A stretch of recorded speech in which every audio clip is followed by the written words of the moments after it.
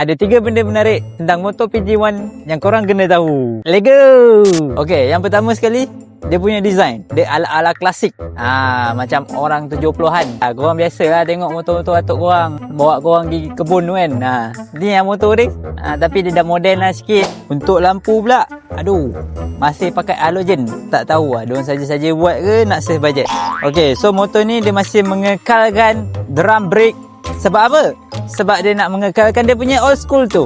Okay? Dia punya seat coklat premium leather. Mantap sekali. Kalau korang tercirit, confirm tak perasan. Sebab apa? Sebab sama warna. Aku memang betul-betul minat lah dengan design motor ni.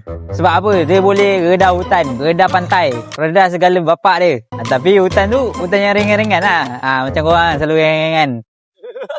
Dengan enjin yang tak menutup aurat, terdedah. Sekali lagi, dia nak mengekalkan apa? Dia nak mengekalkan klasikannya.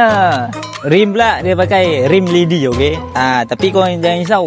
Ni rim dia tebal Kalau langgar bonggol dia, langgar lubang ke, takkan patah punya. So, untuk abang-abang yang nak motor klasik untuk mengimbau kenangan lalu, boleh ambil motor PG1 ni.